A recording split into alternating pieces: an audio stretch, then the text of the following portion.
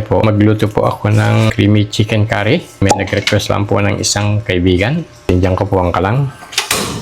Mga 3 tablespoon na mantika. Ganyan lang po. Biling-biling. Medium fire lang. Ilagay ko na po ang luya. Ito pong luya medyo malaki ng konti.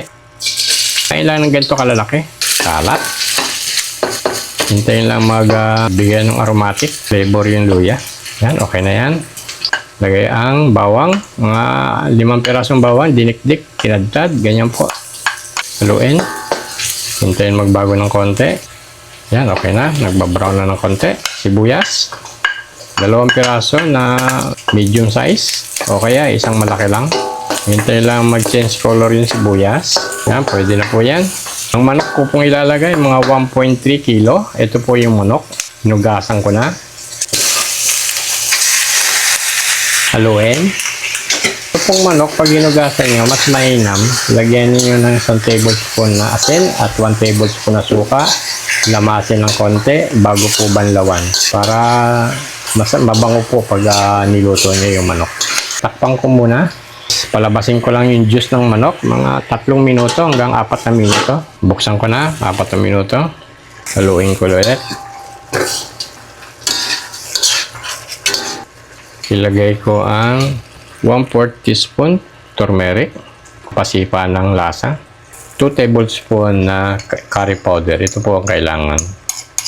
Nilagyan ko lang po ng turmeric para dagdag sipa ng lasa.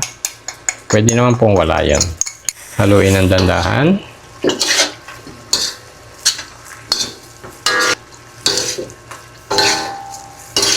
Bango. Hayaan ng 2 minuto. Takpan. Buksan. Maglagay ako ng gata. Dandahan. Galog-galog. Saya baka nagtiling sa ilalim. Galog-galog. Yan. Tapos, itong loob, lagyan nyo lang po ng 1/4 na tubig. Sayang yung loob. O, 1/4. 4 tablespoon ang equivalent ng 1/4. Idagdag ng konti. Halog-halogin. Dandahan lang ang halog. Pakuluin. 2 minuto, kukulo na po yan. Takpan. Dali lang po itong creamy chicken curry. Ang preparation tsaka cooking time, matagal na po 1 oras. Basta ang gawin nyo lang po sa manok, pag hinugasan nyo, patiningin nyo pong mabuti. Lumipas na po ang 2 minuto. Ayan po, kumukulo na. Pagbukas nyo po ng 2 minuto, kumukulo na po, hinaan nyo po ang apoy. Ganyan lang po ang kulo niya. Dahan-dahan. Lagay ko po itong isang chicken cubes. Lagay lang sa gitna. Malulusaw din yan. Sasamahan niya yung gata. Sumarap. Bango. Huwag nyo lang pong haluan ng haluin. Biling-biling nyo lang po yung manok. Tayin pong kumulo ng konti. Pag kumulo na, halog-halog. Dagdag panlasa. Lagyan lang po ng 1 teaspoon na patis. Ngayon, ito po ay lulutuin ko sa loob ng 20 minutos. Kumukulo siya na low fire. Bago ko po ilagay yung iba pang sangkap. Takpan ko. 20 minutos na. Buksan. Ilagay ko tong pinirito kong patatas. Ibinround ko ng konti. Saka tong carrots.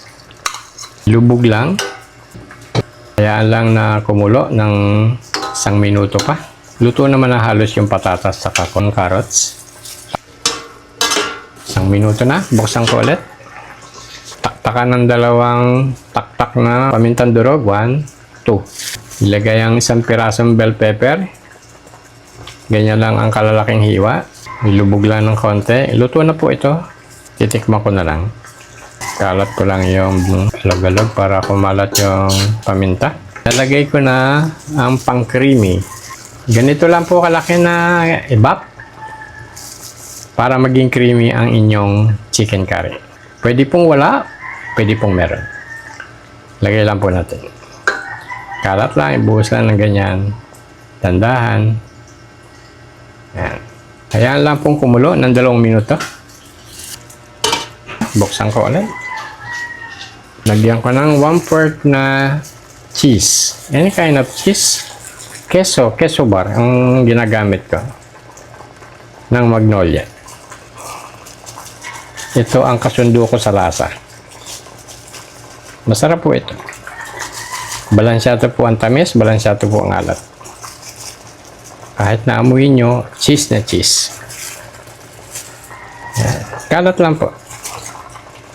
Ubusin po yung 1/4. Magbibigay po ito ng sarap sa chicken curry. Babango. Ganun. Huwag pong haluin. Itong sili na pula, optional. Merong gusto mahilig sa siling manghang.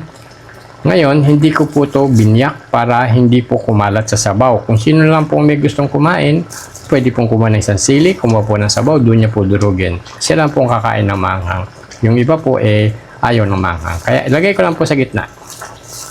Ilubog lang yung cheese para kumalat sa sabaw. Sakto lang po itong sabaw kasi itong kawali ko medyo maliit. Kaya nakita nyo parang umibabaw po pero sakto lang po yan. Tikman mo, Bunso. Sarap. Sabi po ni Bunso, masarap. Pero wala pa tayong kanin, ha? Diyan na po sa ibabaw. Wala yung isang sili. Dito ka sa gitna. Marami pong salamat. Kung sino pong gustong sumubok, subukan nyo po. At baka magustuhan nyo. Salamat po.